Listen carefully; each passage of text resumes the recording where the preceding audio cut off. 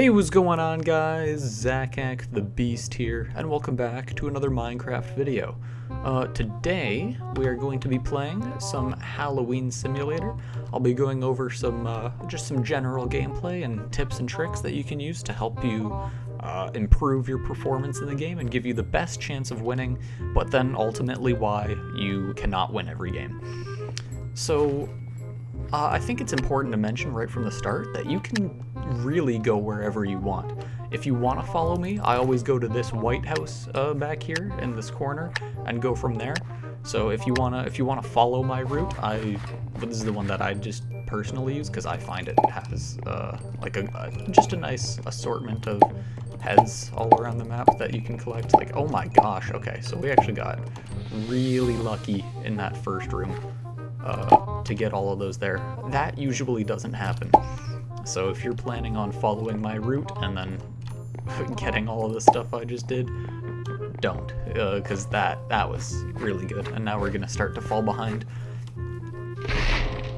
So yeah, I like to run through that house and then just kind of come back here. This person's kind of already, they're not looking very well. Oh yeah, and then I just come out back here to this little graveyard and collect all of these and just kind of continue my way. And then once I'm in this house and I've gotten up top, that's where the strategy kind of breaks down. Because from there, you're just gonna want to look at what other people are doing. So depending on the houses that they've gone to and whatnot, you just kind of want to format your playstyle around that and just look for heads wherever possible. So if you've been following the channel for a while now, then you've probably seen a little while ago I was playing the summer minigame, Scuba Simulator, that was pretty similar to this, where you have to run around and collect the different heads for points and just try to do the best you can. And for that I broke down my strategy, best places I could go to win every game I played. And that was all well and good. The problem with this game and why you can't win every time is because it leaves a lot of what Scuba Simulator didn't leave to luck, it leaves it to luck. So depending on your RNG and like just the head spawns and where the other players choose to go, I mean, you can be completely screwed over, and there isn't really a method of hitting other people to slow them down, so you can't outplay them either like you could in Scuba Simulator. And all of the point values are just worth 1 as well. So every time you gather a basket, that's gonna just be 1 point, like no matter what you get. So there's no real strategy that you can put into that, you know? Just either you find heads or you don't. Either the spawn rates are good or they're not. And I'll be honest, I haven't analyzed the spawn rates or anything. I'm just trying to get my 50 wins achievement and then I'm out. But I mean, yeah, like I feel like it's pretty evenly distributed throughout the map. You know, obviously a bigger house will have more heads in it and stuff. But the one place that is actually good is grave sites like that. So you see those sort of open areas that you get here where there's like grass and tombstones and whatnot. I find those locations are really good. So someone already looted that one, which is why there was like nothing there basically. But usually they will be stocked full of heads, and I don't know whether that's just because they spawn more frequently there or because it's an open area so it's easier to see everything. But I mean, if you can get to some open area where you see a bunch of heads sitting around, then that is definitely what you want to do. That's a good tip to keep in mind. So you can see here I was favored pretty well. There's also an achievement for getting 70 in one game, which I was really fortunate to get early on because I was in a lobby with just a bunch of people who didn't really know what they were doing. But in general, your competition for the heads is gonna be at its maximum most of the time, because if your opponents know like what the sprint key is, then you're all basically going to be doing the same thing. There's a little bit more strategy that you can put into it once you know the map, because like it or not, if you're going for 50 wins, there's going to be losses in there because of the randomness factor that there is. and you're gonna get to know the map. So there can be a hole on this porch right here if you're following my route when you first come in, so always make sure when you're running over there to jump it. Alright, because if you press spacebar, then the trap will fire. Oh, like that, just there. I didn't press my spacebar correctly. I actually did know that that was there, but I'm just bad. But besides that, there's another one that's like right around here it can be. So just, I don't know why I'm telling you to memorize the spots. Don't do that. Just play the map, find your own route, and then memorize stuff from there, where you need to jump in order to not fall down. Because I find that the basement sections where you actually fall into are really bad for getting spawns.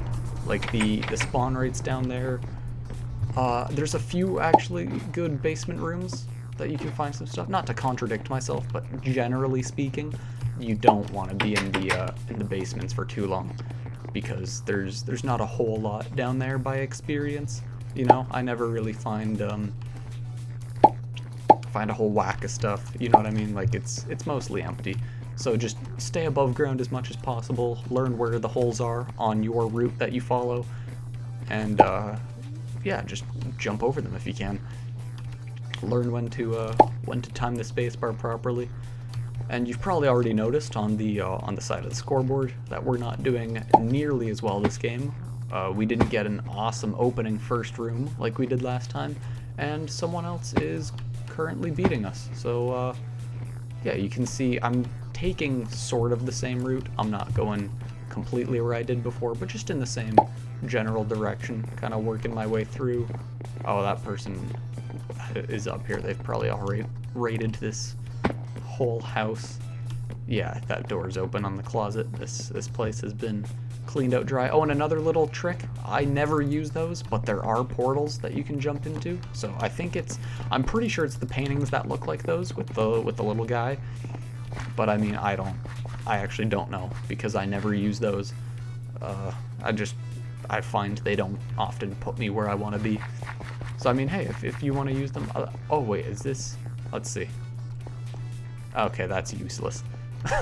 But yeah, okay. I guess it is those paintings with those little guys on them that will actually warp you to different zones. So if you can incorporate that as part of your route to get around to places faster, then I mean, by all means, go for it. That's good.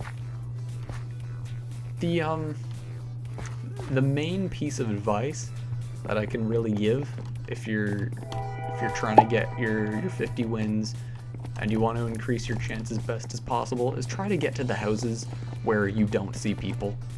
Right? If you see some heads sitting around and there's nobody in sight, and like it's a nice fresh house that's untouched, then you're gonna get a bunch of points regardless, right? Like you could have bad spawns and you're not gonna get as many as you usually would, but on the whole, you know, you're still gonna have a decent amount. So you can see I'm falling way behind here, just because, well, I mean, I pulled a little stunt jumping through the paintings and stuff that set me back, obviously. But I mean, for the most part, like whoever Chick Pants is, got better spawns than me, and there's nothing that I can really do to stop that. So if you're going for your 70 in one game achievement or all of your wins, just know that like at the end of the day, it really is down to luck. Like you're not going to be able to win every game unless you're super lucky.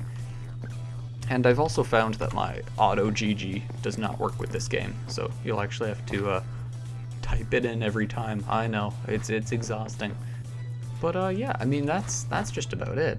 I mean, I don't know if I really need to play another game. You've seen my route. I've talked about all of the strategies in the open areas at the grave sites.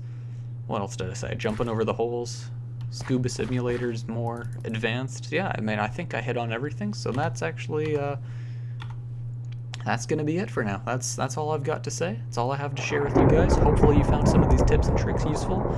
If you did, be sure to drop a like down below and to hit that subscribe button. And yeah, I will see you all next time. Thanks so much for watching. Peace!